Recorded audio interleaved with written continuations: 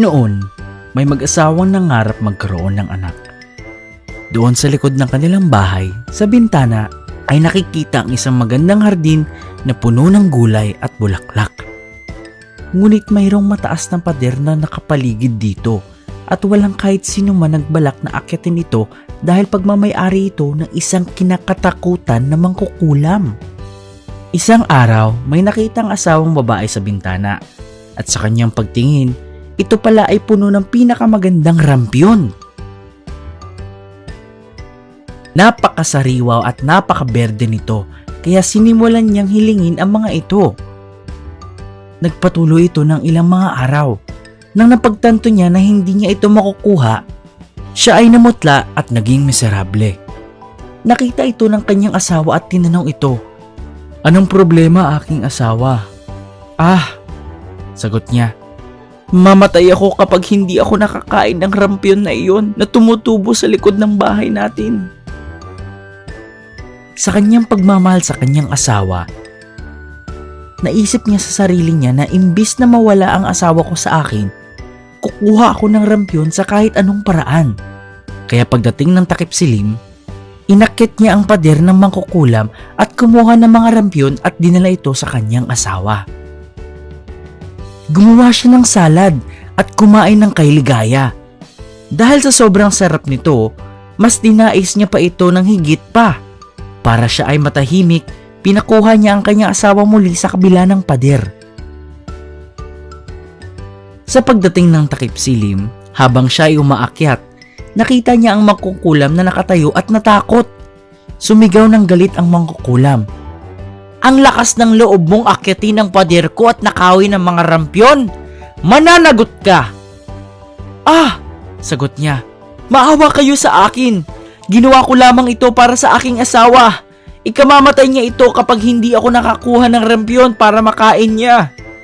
Sinabi ng mangkukulam, "Kumuha ka ng kahit gaano karaming rampyon na gusto mo.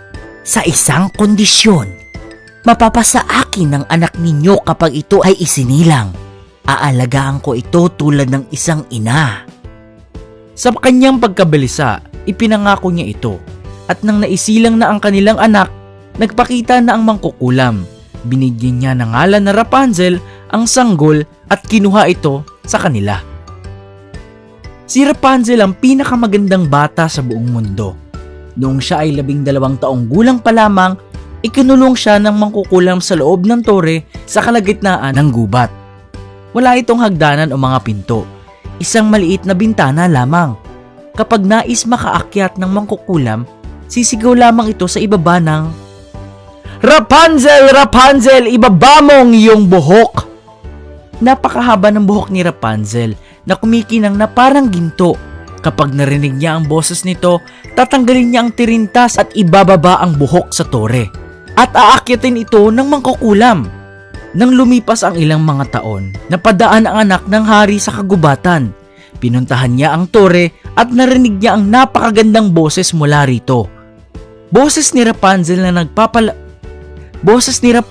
nagpapalipas lamang ng oras ng kanyang kalungkutan. Ninais ng prinsipe na akyatin ang tore at hinanap ang pinto at hagdanan, ngunit hindi niya ito makita. Kaya umuwi ito at hindi niya nakalimutan ang kanyang narinig. Araw-araw siya pumupunta ng gubat para lamang marinig ito.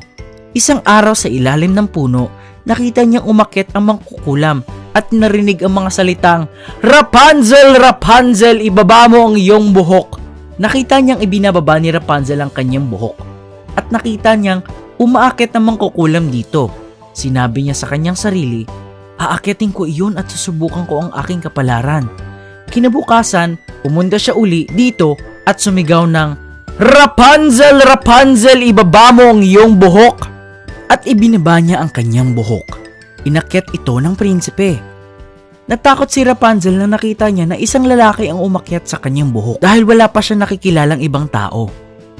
Ngunit pinuri ng prinsipe si Rapunzel sa kanyang pagkanta at hindi mapapakali hanggat hindi niya nakikita kung sino man ang kumanta nito. Nakalimutan ni Rapunzel ang kanyang takot at nang tinanong siya ng prinsipe na maging asawa nito, nakita niya na siya ay bata at matipuno. Inisip niya sa sarili niya, Siguradong mas gugustuhin ko siya kaysa kay Inang Gothel at inabot niya ang kanyang kamay sa prinsipe. Sabi niya, kusang loob akong sasama sa'yo, ngunit hindi ko alam kung paano ako makakaalis dito. Kada dalaw mo, magdala ka ng lubid na gawa sa sutla at gagawin ko itong hagdanan. At kapag handa na ako, bababa na ako sa tore na ito at maaari mo na akong isama sa iyong kabayo. Nagpasya sila na magkita tuwing gabi dahil sa umaga nagkikita sila ng mangkukulam. Walang alam ang mangkukulam sa lahat ng pangyayari nang hindi sinasadya na sabi ni Rapunzel na, Inang Gothel, bakit napakabagal ng iyong pag-akyat at parating na ang prinsipe ng ilang saglit lamang? Masamang bata! Sigaw ng mangkukulam. Ano itong naririnig ko? Akala ko na itago na kita sa mundo ngunit pinagtaksilan mo ko? Sa kanyang galit, sinugod niya si Rapunzel at pinaghahampas ito ng ilang ulit at kumuha ng panggupit at ginupitan ng kanyang buhok. At sa kanyang galit, dinala niya si Rapunzel sa isang disyerto kung saan siya ay nanirahan ng malungkot at miserable. Sa parehas na araw na iyon, bumalik siya sa tore kinagabihan at ginamit niya ang naputol na buhok ni Rapunzel. Dumating ang prinsipe at sumigaw, Rapunzel, Rapunzel, ibaba mo ang iyong buhok. Binaba niya ang buhok na ito at sa kanyang pag-akyat, hindi niya nakita si Rapunzel ngunit ang mangkukulam na tinitingnan siya ng masama. Aha! Sigaw nito, gusto mong makita ang iyong minamahal ngunit wala siya rito. Hindi mo na siya makikita kahit kailan. Napuno ng kalungkutan ng prinsipe at sinubukan nitong tumakas sa tore. Nakatakas ito, ngunit nabulag ito sa kanyang pagbaksak at gumala ito sa kagubatan ng halos walang makain kung hindi mga ugat at bunga. Wala itong magawa kung hindi malungkot at umiyak sa pagkawala ng kanyang minamahal. Ilang taon siyang gumala sa kagubatan. Nang sa wakas, nakarating siya sa isang disyertong lugar kung saan nakatira si Rapunzel. Noong una, narinig niya ang boses na pamilyar sa kanya at nang palapit na ito sa kanya, bumaksak siya sa lupa at naiyak. Nang nakita ito ni Rapunzel, hinawakan niya ang mukha ng prinsipe at gumaling ang mga mata nito. Nakakita na siyang muli. Dinala niya ito sa kanyang kaharian at namuhay sila ng puno ng saya at ligaya. Isang araw, sa panahon ng tag-init, nakatira ang grupo ng mga matatamad na tipaklong. Masaya silang nakatira sa ilalim ng sikat ng araw, sariwang hangin at berdeng damo. Ito ay napakasayang sandali. Isang araw, habang naglalaro ang mga tipaklong, nakakita sila ng grupo ng mga prutas at gulay na naglalakad. Mayroong mais, kamatis, saging at iba pa. Mayroon din mga sanga na mukhang naglalakad. Nagulat ang mga tipaklong. Narinig ng pinuno ng mga tipaklong ang isang tunog na nanggagaling sa prutas at gulay. Nilapitan niya ito at tinignan niya ang ilalim nito. Nakita niya na mayroong hanay ng mga langgam na karga ang mga malalaking prutas sa kanilang ulo at naglalakad. Dinadala nila lahat ng pagkain at inilagay sa butas. Bakit niyo dinadala ang mga pagkain sa inyong mga ulo at dinadala sa loob ng butas? Tanong ng pinuno ng mga tipaklong. Darating na ang taglamig at kailangan namin maghanda para dito. Ang nahahanap namin sa tag-init ay hindi namin nahahanap sa taglamig. Mga dahon, prutas at mga sanga ay mahirap hanapin. Magiging malamig at magiging mahirap mamuhay. Kaya naman kami ay nagtatrabaho simula ngayon at naglalagay ng pagkain sa loob ng butas. Sabi ng langgam. Malamang kayo ay mahihirapan. Tignan ninyo kung gaano kayo kaliit at kahina. Mas malaki kami at mas malakas. Wala kaming kailangan ipag-alala.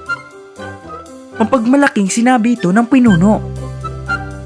Pinaalis ng mga tipaklong ang mga langgam habang pinagtatawanan nito. Araw-araw, tuloy-tuloy na nagtatrabaho ang mga langgam at nagdadala ng pagkain habang pinagtatawanan lamang sila ng mga tipaklong. Ilang araw ang nakalipas, malapit nang matapos ang tag-init. Isang magandang araw, ang grupo ng mga tipaklong ay nagpapahinga at kumakain gaya ng dati. Sa sobrang tamad nila, naging mataba sila sa buong tagapag-init. Dumating na ang taglimig at ang mga tamad at matatabang tipaklong ay walang makain para mabuhay. Walang mga dahon, tangkay, pagkain o lugar na paninirahan. Kaagad naalala ng mga tipaklong ang mga langgam na nagtayo ng kanilang tirahan at nag-ipon ng maraming pagkain para sa taglamig. Napagdesisyonan ng mga tipaklong na puntahan at angkinin ang pagkain at ang lugar para sa kanila. Natapos na ang taglamig at dumating na muli ang tag-init. Nagsimula na muli na mag-ipon ng pagkain ang mga langgam at magtrabaho para sa taglamig. Hindi na nila bibigyan ng pagkakataon pang muli ang mga tipaklong para sirain ang kanilang mga tahanan. Mayroon silang plano para dito. Para gumana ang plano na ito, isang hukbo ng mga langgam ay gumawa ng bagong butas at sinimulang lagyan ng pagkain ito para sa taglamig. Habang ang ibang mga langgam naman ay naglagay ng pagkain sa dating butas. Pinapanood ng mga tipaklong ang mga langgam habang pinapaginipan ang mga pagkain na mapapasa kanila ng taglamig. Mga araw ang lumipas at hindi pa rin nagbago ang mga tipaklong. Natapos na ang tag-init at dumating na muli ang taglamig. Kinuha muli ng mga tipaklong ang lahat ng pagmamay-ari ng langgam. Ngunit, nang tinignan nila ito, walang kahit anong pagkain ang nandirito. Kakaunting damo at mga sanga lamang ang nandoon at nagalit ang mga tipaklong. Ngayon, dahil sa sobrang lamig, hindi makalabas ang mga tipaklong sa buong taglamig. Kinain nila ang kakaunting dahon na naroon para mabuhay. Napagtanto ng mga tipaklong na sila ay naparusahan dahil sa kanilang katamaran. Nang sila ay nakalabas pagkatapos ng taglamig, sila ay napakahina at napakabayat. Kumain sila ng kaunting prutas at mga dahon at inalagaan ang kanilang kalusugan. Pagkatapos nilang maging malusog muli, nagsimula na sila magtrabaho at mag-ipon ng pagkain para sa taglamig. Gumawa sila ng sarili nilang tahanan na gawa sa dahon at mga sanga para panatilian sa taglamig.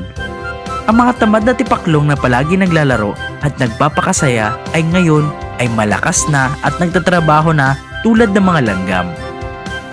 Moral, magtrabaho ng matapat at taos puso dahil sisirain ka ng katamaran.